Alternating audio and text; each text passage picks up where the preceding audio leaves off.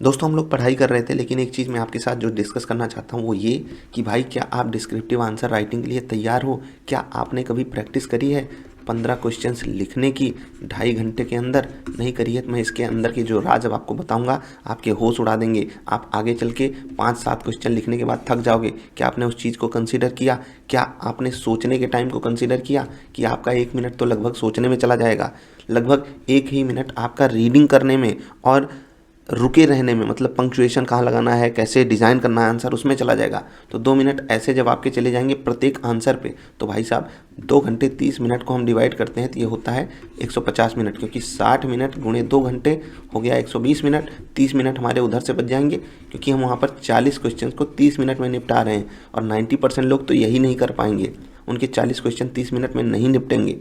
तो भाई आप सोचो, मैं बेस्ट केस सिनारियो लेकर के चल रहा हूँ कि आपके लिए 2.5 घंटे बच गए, जो कि होते हैं 150 मिनट। तो हर क्वेश्चन को आपको मिले 10 मिनट, ठीक है, 15 क्वेश्चन हैं, 10 मिनट हर क्वेश्चन के लिए आपको मिल गया। अब आपके लिए एक नया चैलेंज है। नया चैलेंज ये है भाई साहब कि जो बचे हुए 8 मिनट हैं, क्योंकि 2 मिनट तो हमने आपको बता दिए, 1 मिनट आपका चला जाएगा सोचने में, 1 मिनट चला जाएगा डिज़ाइन करने में आंसर्स को। मैंने यहाँ तक लिखा, फिर आगे किधर लिखूँ, कैसे लिखूँ, मतलब आपको लग रहा होगा ये आसान चीज़ें हैं, नहीं होती हैं भाई। जब आप आंसर लिखने बैठोगे ना, हम लोगों ने लगभग 27-28 लोगों का डेटा देखा और वहाँ से हमको एक बात पता चली है कि अभी एक्यूरेसी पे कोई नहीं पहुँचा है कि वो आंसर लिख पा रहा हो ढंग से। आप खुद देखो, अपने आप को एनालाइज करो। जैसे यहाँ पर ये कीवर्ड्स दिए हुए हैं ना, ये 33 कीवर्ड्स हैं, ये 2 जगह खाली है, इनकी भी मतलब जगह भर चुकी है। अब आप लोग पता कर लेना, बाकी सीबीएसई तो यही करेगी। हम जो आपको बता रहे हैं वो ये कि अभी ये जो 33 वर्ड्स हैं ना, अभी इनको मुझे लिखना हो तो मैं 1 मिनट के अंदर नहीं लिख पाऊंगा। आपको मैं लिख के दिखाता हूँ तो आपको पता चलेगा, और आप भी अपनी स्पीड ऐसे ही चेक करो। और ये तो तब है जब मैं शुरुआत कर रहा हूँ लिखने की। शुरुआत करते वक्त क्या होता है कि आपकी स्पीड ऑप्टिमम होती है, बढ़िया होती है, लेकिन धीरे धीरे स्पीड स्लो हो जाती है। प्लस जब आप थक जाते हो तो आपकी स्पीड और स्लो हो जाती है। प्लस जब एग्ज़ाम का आखिरी घंटा चल रहा होता है, आखिरी 30 मिनट बचते हैं, उस वक्त हमारी सांसें फूलने लगती हैं, उस वक्त राइटिंग भी गंदी हो जाती है, राइटिंग बेकार लगने लगती है हमारी। और सोचो एग्जामिनर आपको लास्ट क्वेश्चन पे अच्छे नंबर नहीं दे तो क्या मतलब। तो इसीलिए मैं आपसे बोल रहा हूँ कि इस चीज़ को बहुत सीरियसली ले लो। आप 90% लोगों से ऐसे ही आगे निकल जाओगे बेसिक सिलेबस कवर करके भी। और आप कितना भी सिलेबस पढ़ लो, लिखना नहीं आया तो इस बार सीबीएसई इस बार ये हमारे हिसाब से चाहती है कि आपको लिखना आता हो। आप डिस्क्रिप्टिव आंसर राइटिंग में थोड़ी सी महारत हासिल करो, इसको आप मिनी यूपीएससी जैसा ही ट्रीट करो, ठीक है। 2.5 घंटे में 15 क्वेश्चन लिखना मजाक बात नहीं है। अब मैं जो लिखने चल रहा हूँ वो देखना, अभी मैं लगभग 3 मिनट की रिकॉर्डिंग पे हूँ, 4 मिनट तक देखते हैं कितना हो पाता है। हम लिखते हैं, चलो देख के लिखना है तो लिखते हैं फॉल्स, नन, क्लास, राइटिंग पे मत जाइएगा, continue, finally, for, is, lambda, ठीक है, रिटर्न, ट्राई। हम लोग सेल्फ टॉक भी करते रहते हैं वहाँ पर। True and, as, assert, break, def, delete, else if,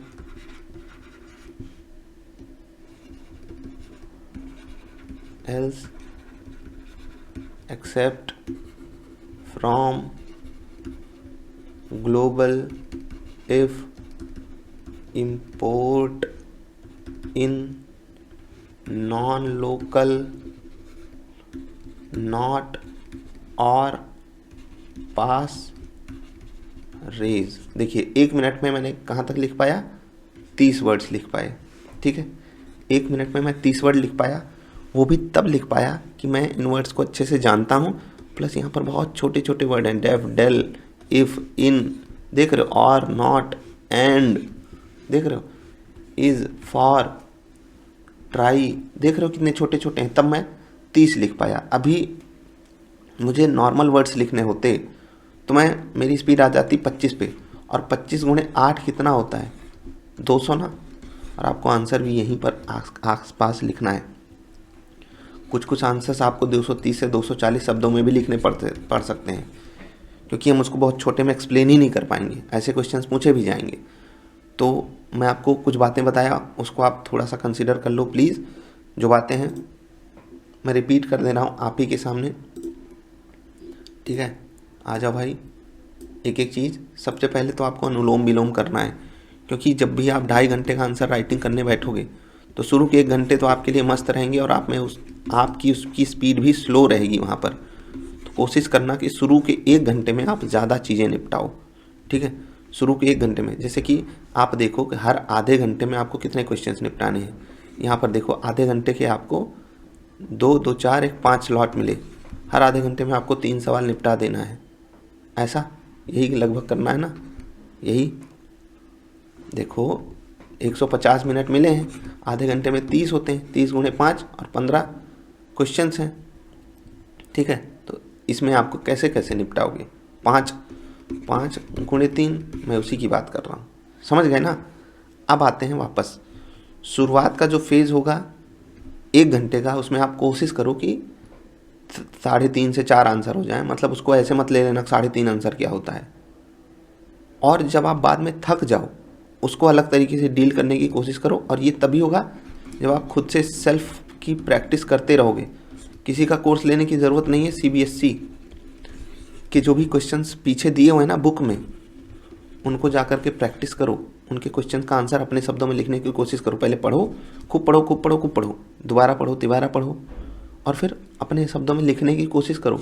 ये मजाक की चीज़ नहीं होनी चाहिए आपके लिए। एक बार लिख के तो देखो, कुछ दिन तो गुजारो, लिखते वक्त पता चल जाएगा। और हम लोगों ने ठीक ठाक लोगों का डेटा देखा, और ये वो बच्चे हैं जिनके नंबर ठीक ठाक हैं, जो पढ़ने में ठीक ठाक हैं। ऐसे नहीं कि अल्लू वल्लू को ले लिया कि भाई आओ चलो आंसर राइटिंग करते हैं, ठीक है। आप में से जो भी लोग ये वीडियो देख रहे होगे पढ़ने में ठीक ही ठाक होगे ना। इसलिए बोल रहा हूँ क्योंकि आपको पता है कि लगभग आपकी कट ऑफ क्लियर हो जाएगी, आप डिस्क्रिप्टिव के लिए तैयार हो, आपकी प्रिपरेशन ठीक ठाक है। ओके, सब्जेक्ट पे कमांड बनाओ, एक साइड वो रखो, दूसरी साइड मैं तो कहूँगा इस चीज़ को ही अब ज़्यादा फोकस करो, क्योंकि अब 40 से 50 दिन वाला फेज़ बचा है, और किसी भी आदत को बनाने में ही 20-25 दिन लग जाते हैं, और फिर उस आदत पे कमांड पाने में अगले 20 से 25 दिन लग जाते हैं। तो इससे बेस्ट मौका आपको कभी नहीं मिलेगा कि मैं आपको जो ये सलाह दे रहा हूँ उसको आप मानो। अनुलोम विलोम ये बहुत ज़रूरी है। क्यों ज़रूरी है मैं आपको बता दे रहा हूँ। सांसों पे कंट्रोल जो है ना, वो आखिरी आधे घंटे में 45 मिनट में हमारा नहीं होता है। और उस वक्त अभी देखो मैंने बहुत अच्छी राइटिंग में नहीं लिखा, कॉपी पे लिखना पड़ता है, तो और थोड़ा सा वो होता है, क्या बोलते हैं, फ्रिक्शन। तो हाँ, हाथ और थकते हैं, हाथ भी थक गया, दिमाग भी थोड़ा थका है, तो राइटिंग उल जलूल होने लगती है थोड़ी बहुत। आपको भी ये बात पता है, मुझे भी पता है, बस जो नहीं समझना चाहे वो ना समझें। तो उसके लिए अनुलोम विलोम किए रहोगे, जब सांसों पे आपका कंट्रोल होगा, एक चीज़ आप कर लो, सांस पे कंट्रोल कर लो, तो आपकी राइटिंग उतनी बुरी नहीं लगेगी जितनी बुरी वो सच में अभी हो जाया करती है। इसीलिए आपको ये काम करना है। तो जो अंदर की बातें हैं वो ये कि 8 मिनट के अंदर अगर आपको 200 शब्द लिखने हैं, ठीक है, तो लगभग 25 वर्ड्स पर मिनट, और ये मिनिमम है, याद रखिएगा, मिनिमम। ये टेक्निकल सब्जेक्ट वालों के लिए बता रहा हूँ, मैथ, कंप्यूटर, फिजिक्स वगैरह वालों के लिए। और जो सोशल साइंस वगैरह में है ना, उनको +3 +4 करके इसमें चलना है, क्योंकि उनसे तो और डिमांड की जाएगी लिखवाने की, ठीक है। तो प्लीज़ आप लोग इतना करोगे, मेरी आपसे ये विनती है। और इस वीडियो को आप जब बाद में देखोगे ना, अगर अभी ये चीज़ नहीं स्टार्ट किए तो आपको पछतावा होगा। क्वेश्चंस आपको मैंने भरपूर दे दिए हैं, आपको इवन CBSE ने भी क्वेश्चंस भरपूर दे दिए हैं। और पिछली बार का PGT पेपर हमने इससे पहले वाली वीडियो में डिस्कस भी किया हुआ है कि आसान आया था भाई, वहाँ तो एक ही पेपर था। यहाँ तो हम एक पेपर पास करके दूसरे पे आए हैं, और सब्जेक्टिव ही नॉलेज ली जा रही है इस बार तो। और पिछली बार के सब्जेक्टिव की ही बात कर रहा हूँ, वो भी आसान ही आया था, आसान पूछा था। लेकिन इस बार है डिस्क्रिप्टिव, तो हो सकता है कि लेवल और भी आसान कर दे, क्योंकि हमसे वो लिखवा के पूछना चाहता है, और लिखने की क्षमता होती नहीं है। प्रोसेसिंग लेटेंसी आपने कंप्यूटर में पढ़ी होगी, प्रोसेसिंग का भी टाइम लगता है, सोचने में टाइम लगता है। इसीलिए मैंने बोला ना, 1 मिनट तो आपके बर्बाद हो जाएंगे। क्वेश्चन देखते ही आप लिखने नहीं लगोगे, आप सोचते हो कैसे फ्रेम करूं, कहाँ क्या लिखूंगा, स्टार्टिंग में क्या लिखूंगा, मिड में क्या लिखूंगा, अंत में क्या लिखूंगा। इसलिए ये डिस्कशन आपके साथ बहुत ज़रूरी था, मेरी नैतिक जिम्मेदारी थी, मैं आपको बता दूं, क्योंकि मैं ये काम कर रहा हूँ। आप नहीं करोगे तो बहुत पीछे रह जाओगे। और मैं इतना जानता हूँ कि इस वीडियो को कम ही लोग पसंद करेंगे, क्योंकि उनको ये सब चीज़ें चाहिए नहीं, उनको उल जलूल चीज़ें चाहिए। कैसे आप तेज लिख लें, कैसे आप ये कर लें, कैसे आप ट्रिक लगा लें। ट्रिक कोई नहीं होती है, एग्ज़ाम निकालना है तो you have to do hard work, that's it. तो कम से कम अगर 15 क्वेश्चन नहीं लिख सकते तो एटलीस्ट 5 लिखो। मैं तो कहूँगा 8 से 10 तो डेली लिख ही सकते हो आप। और इतना टाइम दो भाई लिखने में, 2 घंटे, एटलीस्ट 2 घंटे, हो सके तो 3 घंटे दे दो। अगर 6 घंटे पढ़ रहे हो 3 घंटे लिखो, जो पढ़ो वही लिखो, जो पढ़ो वही लिखो, रिवाइज करो, रिपीट करो, रिवाइज रिपीट, रिवाइज रिपीट। जैसे होता है ना ईट स्लीप रिपीट, वैसे होता है revise repeat, revise repeat, read revise repeat, read revise repeat, read revise right. यहाँ डब्लू आ गया लेकिन कोई बात नहीं, कोई बात नहीं, इतना तो समझदार हो आप। अभी अपने बारे में थोड़ा सा लिखने की कोशिश करो, जो चीज़ आपको बेस्ट से बेस्ट आती है। 30 तक तो शायद ही आप में से बहुत कम लोग पहुंच पाएंगे, 30 वर्ड्स पर मिनट, ठीक है। ये तो इतना तो अब कंप्यूटर भी टाइपिंग मांगने लगा है, 30 WPM।